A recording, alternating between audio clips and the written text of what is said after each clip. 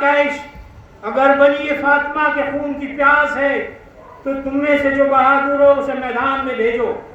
जोर बाजू अली देखना हो तो मेरे मुकाबिल आओ। मगर किसकी हिम्मत थी जो आगे बढ़कर असदुल्लाही शेर से टक्कर लेता। जब आपने देखा कि कोई मुकाबले को नहीं आता है तो सनसबा रफ्तार के महमेज लगाई। वो साखियावार दुश्मन के लश्कर पर हमला किया। वो जिस जानिब रुख फरमाते थे परे के परे मुखालिफिन के मुंतशिर हो जाते थे। वो वश्किया पुकार कर कहते थे कि जो नौजवान सबीह रसूलुल्लाह ऐसा बहबत है कि इसके रूबरू कदम ठहरना दुश्वार है। इब्न साद मरबूत ने पुकार कर अपने लश्कर वालों से कहा कि हुसैन बिन अली के पिसर अकबर हैं जो हज़रत नबी करीम सल्लल्लाहु अलैहि वसल्लम के हमशक्ल हैं। जब असहाब रसूल सल्लल्लाहु अलैहि वसल्लम को शौक़ दीदार और नज़रत होता है तो आप ही की जमाल और कमाल से आँखों को ठंडा करते हैं। जब ये कलाम फौज अश्किया ने अपने ही सलात की जुबानी सुना तो उनके सामने लर्जा पड़ गया। लेकिन यजीद के इनाम और इकराम की तमा पर अपने दीन को रायगां किया और अपने ख़बाइस से बाज ना आए। अलगरज बड़ी जंग अजीम हज़रत अली अकबर ने नुमाया इंसान को पहुँचाई। उल्ला तादाद मरबूदों को तकरीबन 1332 को जहन्नुम में पहुँचाया। नरग़े हुजूम में हज़रत अली अकबर दिखाई नहीं देते थे कि एक मरतबा एक तरफ से आवाज़ आई, अदरिकनी या अब्तहा। हज़रत इमाम अलैहिस्सलाम उस तरफ दौड़ कर तशरीफ ले गए। घोड़ा अली अकबर का खाली पाया और वहाँ अली अकबर नजर नहीं आए। आप मुतहिर होकर खड़े हुए थे कि दूसरी तरफ से आवाज़ आई, अदरिकनी या अब्तहू। उस तरफ हज़रत अलैहिस्सलाम तशरीफ ले गए। देखा अली अकबर जमीन पर लेटे हुए हैं और एक मूज़ी का सर जुदा करने का फरमान कर रहा है। सुभान अल्लाह, क्या शुजाअत है कि ऐसे जख्म शदीद को कसीर पाकर भी जमीन पर लेटे हुए मारते जाते थे। हजरत इमाम मजलूम ने उस वक्त हजरत अली अकबर को उठाकर अपनी पीठ पर लादा और खैमे के दरवाजे पर लाए। सर हजरत अली अकबर का अपने जालू पे रखकर गर्द चेहरे से पहुंचने लगे कि नागा हजरत अली अकबर ने आँख खोल दी। वो कहा कि दो हूरें बहिश्त की 2 प्याले शरबत के लिए खड़ी हैं, मैं उनसे दोनों मांगता हूँ। वो कहती हैं कि एक तुम्हारे वास्ते है और एक तुम्हारे वालिद के वास्ते। आपने फरमाया ऐसा ही अम्र है, मैं भी जल्द तुम्हारे साथ आता हूँ। एक मूजी ने उस तरफ से नेज़ा रमा किया। उस जानू पर हजरत इमाम मजलूम के हजरत अली अकबर ने जाम शहादत नोश फरमाया, इन्ना लिल्लाहि व इन्ना इलैहि राजिऊन।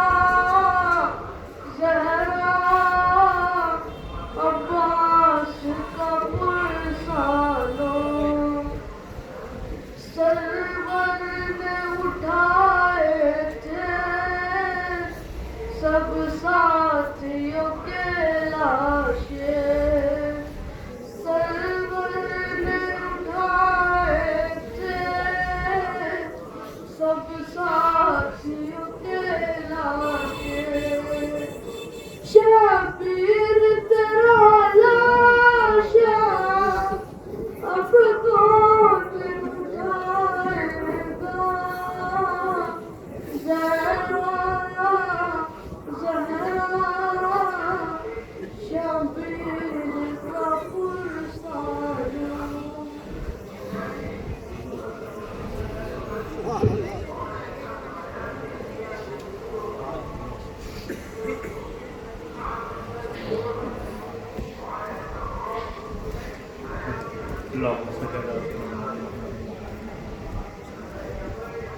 بعد اس کے سید الصابرین فرزند سید المرسلین سیدنا حضرت امام حسین علیہ السلام نے قبائے مصری پہنی، حضور نبی کریم صلی اللہ علیہ وسلم کا امامہ مبارک سر پہ باندھا، سپر حمزہ پشت مبارک پر ڈالی، ذوالفقار حیدر کرار حمائل کی رسط ذوالجناح پہ سوار ہونے کا قصد فرمایا کہ خیمے کے اندر سے حضرت بانو رضی اللہ تعالی عنہ نے عرض کیا، کہا بانو نشہ سے تیر چلتے ہیں کلیجے پر، میرا منہ جب یہ بچہ نرگسی آنکھوں سے تکتا ہے، علی اصغر پیاس کی شدت سے جاں بلب ہیں۔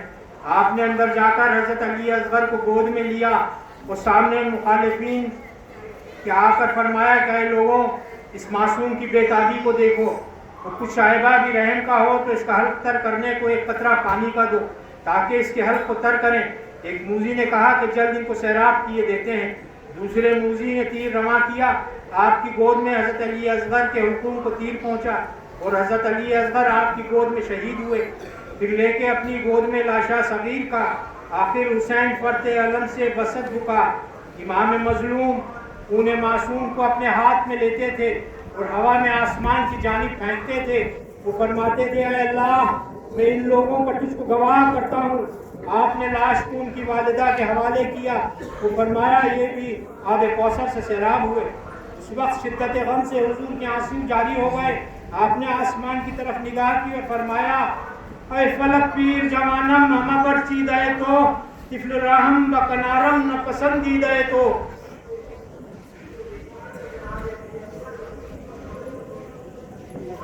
اے مارکہ قوت اسلام کے جوہر، اے مارکہ قوت اسلام کے جوہر، 6 ماہ کی مدت میں قیامت کے برابر ننھے سے مجاہد علی اصغر علی اصغر، مقصد تھا ولادت کا فقط کار شہادت، یہ بات ہوئی اور کسی کو نہ میسر، یکتا ہے تیرے خون میں ڈوبی ہوئی تصویر، تاریخ دکھاتی نہیں ایسا کوئی منظر، بابا کے سب انداز ہیں دادا کے طریقے، نیند آ گئی ریتی پہ نہ تکیہ ہے نہ بستر، الجھے ہوئے بالوں پہ فدا شام شب غم، ڈوبی ہوئی نبضوں پہ ستاروں کی نچھاور، ڈھلکی ہوئی گردن پہ ید اللہ کے بوسے، سوکھے ہوئے ہونٹوں پہ تصدق لب کوثر، چتمن میں چھپائے ہوئے اکبر کی جوانی، مٹھی میں دبائے ہوئے سجاد کے جوہر، آنکھوں میں چھلکتا ہوا معصوم تبسم، گردن سے ٹپکتا ہوا خون دل مادر، تاریخ میں ہے سب تیرے بچپن کا سلیقہ، تو موت کی آغوش میں آیا تھا ہمک کر،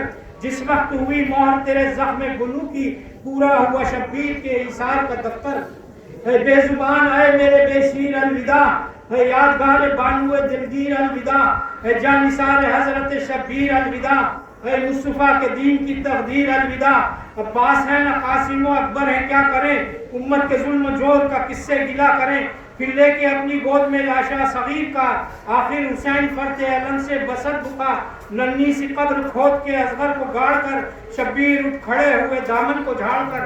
الغرض جب تمام خاندان رسالت ابن رسول اللہ پر قربان ہو گیا تو کوئی یار و مددگار امام مظلوم کا باقی نہ رہا، تو آپ کے فرزند حضرت امام زین العابدین جو بیماری کی وجہ سے صاحب فراش سے اٹھے، وہ نیزہ ہاتھ میں لے کر خیمے سے باہر تشریف لائے، لیکن شدت ضعف کی وجہ سے تمام بدن آپ کا کانپتا تھا۔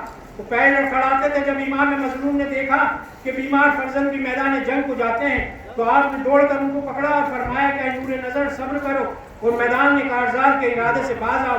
دودمان نبوت رسالت کے آخری چراغ تم ہی ہو، میری نسل تم ہی سے باقی رہے گی، وہ قیامت تک منقطع نہ ہوگی۔ میں تم کو اپنا وسیع کرتا ہوں اور عورتوں اور بچوں کو تمہارے سپرد کرتا ہوں۔ وہ تمام امانتیں جو حضور نبی کریم صلی اللہ علیہ وسلم اور علی مرتضیٰ کرم اللہ وجہ الکریم سے آپ کو پہنچی تھی، آپ کو تفویض فرمائی. الوداع اطرت من الوداع زود دل حاضر شما خواہ شدن ہی کے آمد نوبت من الوداع سوچنا کس کو قط من الوداع. تمام اہل خیمہ کو رخصت فرمایا اور اہل بیت اطہار کو تلقین صبر و رضائے الہی پر صابر و شاکر رہنے کی وصیت فرمائی. اس سب کو اللہ کے سپرد کر کے جس وقت میدان کا رخ فرمایا تو اس وقت اہل بیت کے مجروح دل امام علیہ السلام کی جدائی سے پارا پارا ہو رہے تھے. نونہالان اہل بیت کے گرد یتیمی منلا رہی تھی، ازواج سے سہاگ رخصت ہو رہا تھا. حضرت سکینہ کی ترسی ہوئی آنکھیں پدر بزرگوار کا آخری دیدار کر رہی تھی. اہل خیمہ کے چہروں سے رنگ اڑ گئے تھے. حسرت و یاس کی تصویریں ساکت کھڑی تھی، نورانی آنکھوں سے موتی ٹپک رہے تھے. اور خاندان رسالت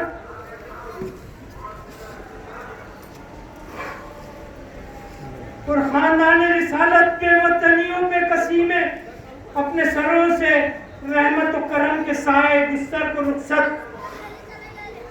کر رہا تھا. نہ اس وقت قاسم تھے، نہ عثمان، نہ جعفر و عباس تھے، نہ علی اکبر جو حضرت امام کو میدان میں جانے سے روکتے. آج شبیر پہ کیا لمتن آئی ہے، ارے آج شبیر پہ کیا لمتن آئی ہے. ظلم کی چاند پہ زہرا کے گھٹا چھائی ہے، اس طرف لشکر اعداء میں سفار آئی ہے. یا نہ بیٹا نہ بھتیجا نہ کوئی بھائی ہے. سید الانبیاء صلی اللہ علیہ وسلم کے نور نظر، خاتون جنت فاطمہ الزہرا کے لخت جگر، بے کسی بھوک اور پیاس کی حالت میں آل و اصحاب کے مفارقت کے زخم دل پر لیے ہوئے کربلا کے تپتے میدان میں 20,000 فوج اشقیاء کے سامنے جلوہ فرما ہوئے. نیزہ حضور نے زمین میں گاڑ دیا اور رجس پڑا.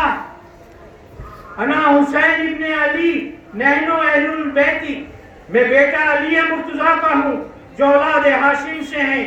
اور نانا میرے اللہ کے رسول ہیں جو سب انبیاء سے افضل ہیں. ہم اللہ کے روشن چراغ ہیں. اور والدہ میری فاطمہ الزہرا بیٹی نبی کریم صلی اللہ علیہ وسلم کی ہیں. اور چچا میرے جعفر طیار ہیں، 2 بازوؤں والے، ہم حوض کوثر کے مالک ہیں. پلاویں گے رسول اللہ صلی اللہ علیہ وسلم کے پیالے سے وہ چیز جس سے انکار نہیں ہو سکتا. ہمارے گھر والے خلق میں بزرگتر ہیں اور ہمارے دشمن قیامت کے دن نقصان پائیں گے. تنہا کھڑا ہے رن میں پیمبر کا یادگار، نہ پاس کوئی یار ہے نہ کوئی غمگسار. بازو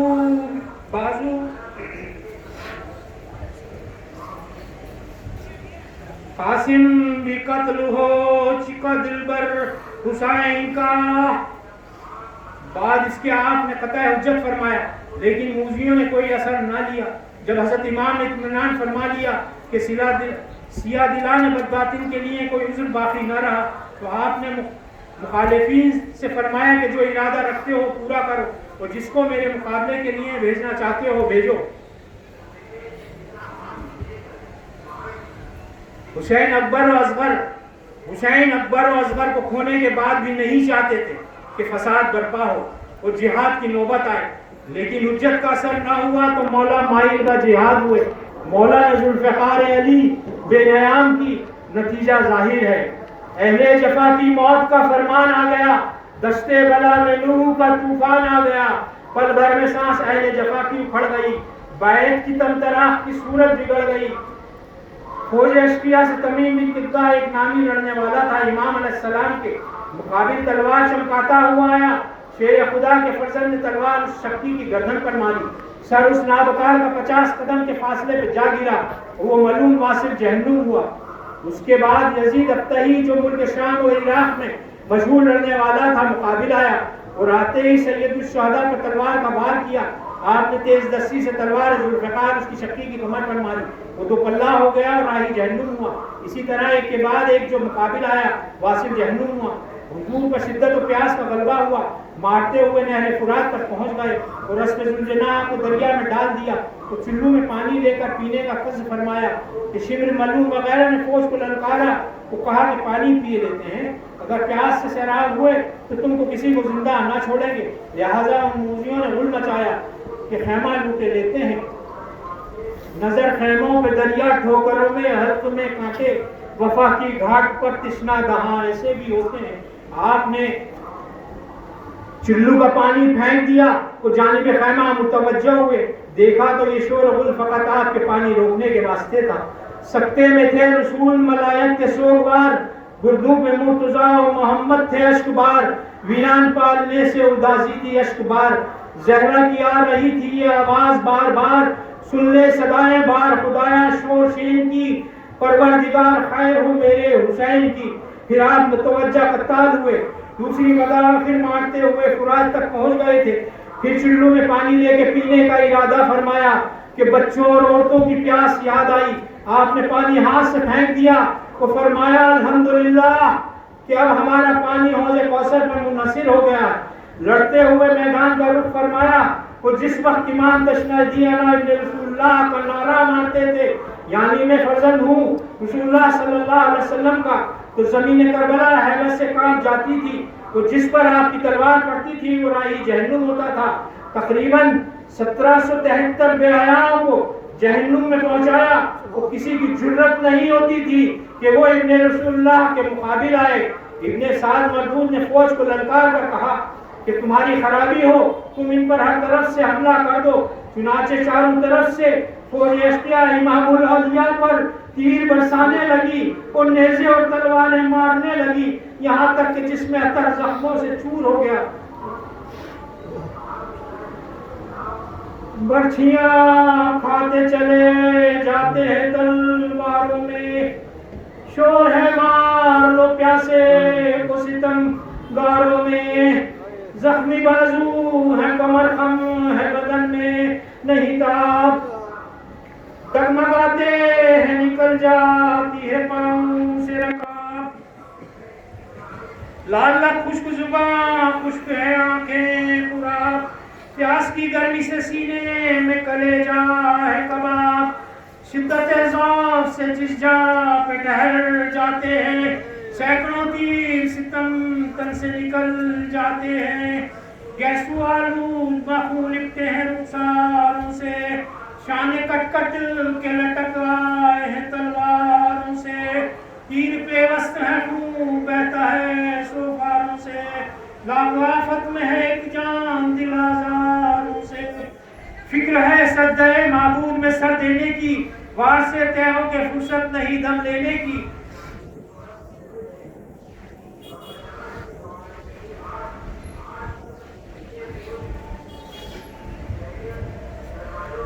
باں گھوڑے کی لٹکتی ہے اٹھا سکتے نہیں، سامنے اہل حرم روتے ہیں جا سکتے نہیں، زین سے ہوتا ہے جدا دوش محمد کا ندی، چمن فاطمہ کا سر ہے مائل غزمی، برسیاں گرد ہیں اور بیچ میں وہ سرور دی، ہے یہ نزدیک کے گرے مہر نبوت کا نگی، پاؤں ہر بار رکابوں سے نکل جاتے ہیں، یا علی کہتی ہیں زینب تو سنبھل جاتے ہیں، عرض کرتے ہیں یہ خالق سے کہ اے رب غفور، تو ہے واقف کہ نہیں کچھ تیرے بندے کا قصور، کرتے ہیں یہ مجھے بے جرم خطا تیموں سے چور، ہاتھ امت پہ اٹھانا نہ تھا مجھ کو منظور، جانتے ہیں کہ محمد کا نواسا ہوں میں،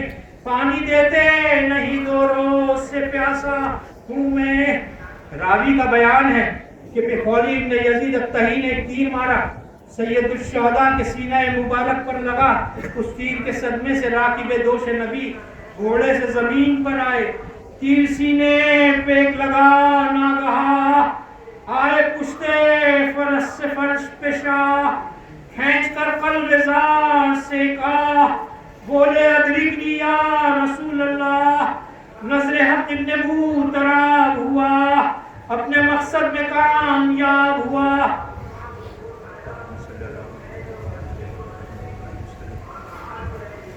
خاک کے زمین پر آرام فرمایا۔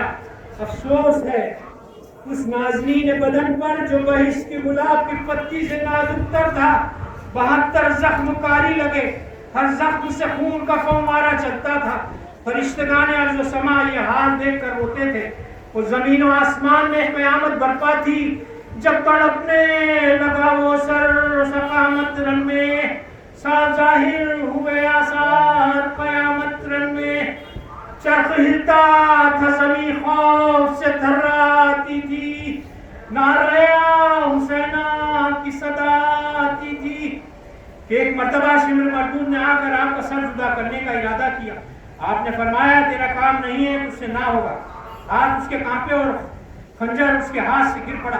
اولی اس کا دوسرا بھائی اس نے آگے بڑھ کر اس فعل شنیعہ کا ارادہ کیا۔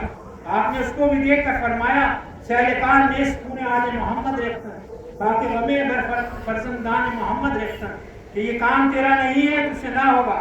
اس کے بھی ہاتھ کانپے اور خنجر چھوٹ گیا۔ تیسرا بھائی اس کا شبل نام دانت اس کے کتے کے طور پر نکلے ہوئے تھے۔ وہ سینے پر داغ سفید برس کا تھا، وہ سینے اور پیٹ پر کہیں بال نہ تھے۔